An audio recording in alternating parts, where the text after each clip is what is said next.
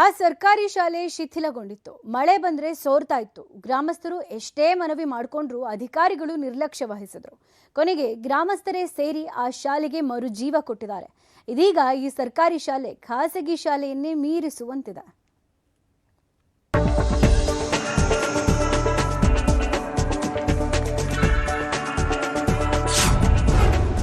ಖಾಸಗಿ ಶಾಲೆಯನ್ನು ಮೀರಿಸುವಂತಿದೆ ಸರ್ಕಾರಿ ಶಾಲೆ.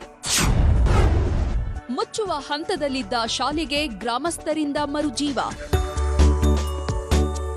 ಒಂದ್ ಕಡೆ ಗುಣಮಟ್ಟದ ಪಾಠ, ಮೂಲ ಸೌಕರ್ಯಗಳಿಲ್ಲದೆ ಸರ್ಕಾರಿ ಶಾಲೆಗಳತ್ತ ಮಕ್ಕಳು ಮುಖ ಮಾಡ್ತಿಲ್ಲ. ಮತ್ತೊಂದ್ ಕಡೆ ಕನಿಷ್ಠ ಮಕ್ಕಳಿಲ್ಲದೆ ಸರ್ಕಾರಿ ಶಾಲೆಗಳನ್ನ ಸರ್ಕಾರವೇ ಮುಚ್ಚುವ ಕೆಲಸ ಮಾಡ್ತಾ ಇದೆ. ಇಂತಹ ಪರಿಸ್ಥಿತಿ ಮಧ್ಯೆ ಚಾಮರಾಜನಗರ ಜಿಲ್ಲೆಯ ಹೊನ್ನಹಳ್ಳಿಯ ಸರ್ಕಾರಿ ಶಾಲೆ ಯಾವ ಖಾಸಗಿ ಶಾಲೆಗೂ ಕಡಿಮೆ ಇಲ್ಲ ಎನ್ನುವಂತಿದೆ.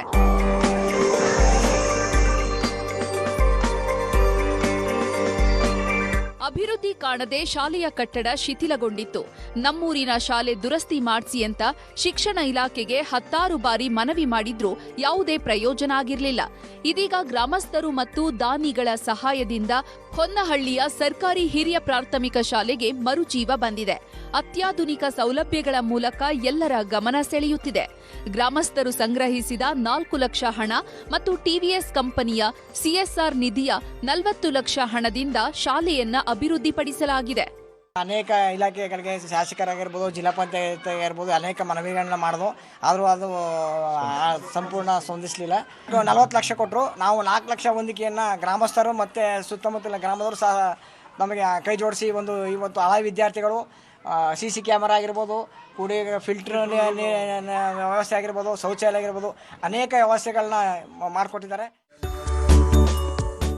ಈ ಶಾಲೆಯಲ್ಲಿ 70ಕ್ಕೂ ಹೆಚ್ಚು ವಿದ್ಯಾರ್ಥಿಗಳು ಓದ್ತಿದ್ದಾರೆ. 7 ಕೊಠಡಿಗಳ ದುರಸ್ತಿ, 1 ಆಡಿಟೋರಿಯಂ, ಡಿಜಿಟಲ್ ಕಲಿಕೆಗೆ ಪ್ರೊಜೆಕ್ಟರ್, ಬಾಲಕರು, ಬಾಲಕಿಯರು ಹಾಗೂ ಶಿಕ್ಷಕರಿಗೆ ಪ್ರತ್ಯೇಕ ಶೌಚಾಲಯ, ಕುಡಿಯುವ ನೀರಿನ ಸೌಲಭ್ಯ, 3 ಕಂಪ್ಯೂಟರ್, ಹೊಸ ಪೀಠೋಪಕರಣಗಳು, ಕ್ರೀಡಾ ಸಾಮಗ್ರಿಗಳು, ಸಿಸಿಟಿವಿ ಹೀಗೆ ಸುಸರ್ಜಿತ ಸೌಲಭ್ಯ ಇರುವಂತಹ ಈ ಶಾಲೆ ಲೋಕಾರ್ಪಣೆಗೊಂಡಿದೆ. ತನ್ನ ಅಂದ ಚಂದದ ಮೂಲಕ ಈ ಶಾಲೆ ಎಲ್ಲರ ಗಮನ ಸೆಳೆಯುತ್ತಿದೆ. ಆದರೆ ಶಿಕ್ಷಕರ ಕೊರತೆ ಇದ್ದು ಸರ್ಕಾರ ಇದನ್ನಾದ್ರೂ ನೀಗಿಸಬೇಕು ಅನ್ನೋದು ವಿದ್ಯಾರ್ಥಿಗಳ ಬೇಡಿಕೆಯಾಗಿದೆ. ನಮ್ಮ ಸ್ಕೂಲಲ್ಲಿ ಮೊದಲು ಮಳೆ ಬಂದರೆ ಒಳಗಡೆ ಎಲ್ಲ ಸೋರ್ತಿತ್ತು. ಈಗ ಶ್ರೀನಿವಾಸ್ ಕಂಪ್ನಿಯವರೆಲ್ಲ ನೀಟ್ ಮಾಡಿಸ್ಕೊಟ್ಟಿದ್ದಾರೆ. ಶೌಚಾಲಯದ ತೊಂದರೆ ಇತ್ತು, ಈಗ ಅದನ್ನೆಲ್ಲ ರೆಡಿ ಮಾಡಿದ್ದಾರೆ. ಈಗ ಸ್ಕೂಲಲ್ಲಿ ತೊಂದರೆ ಇರೋದು ಅಂತಂದರೆ ಟೀಚರ್ಸು ಸರ್ಕಾರದಿಂದ ನಮಗೆ ಟೀಚರ್ಸ್ ಕೊಡಿಸ್ಬೇಕು. ಹೊನ್ನಹಳ್ಳಿ ಸರ್ಕಾರಿ ಶಾಲೆ ಇದೀಗ ಖಾಸಗಿ ಶಾಲೆಗಳನ್ನ ಮೀರಿಸುವಂತಿದೆ. ಪೋಷಕರಲ್ಲಿ ಸಂಭ್ರಮ ಮನೆ ಮಾಡಿದೆ. ಮಕ್ಕಳ ಉತ್ಸಾಹ ಇಮ್ಮಡಿಗೊಂಡಿದೆ. ಗ್ರಾಮಸ್ಥರು ಮತ್ತು ದಾನಿಗಳು ಮನಸ್ಸು ಮಾಡಿದ್ರೆ ಸರ್ಕಾರಿ ಶಾಲೆನ ಹೇಗೆ ಉಳಿಸಿಕೊಳ್ಳಬಹುದು ಅನ್ನೋದಕ್ಕೆ ಹೊನ್ನಹಳ್ಳಿಯ ಜನರೇ ಸಾಕ್ಷಿ. SM Nandish, news 18, Chamarajanagar.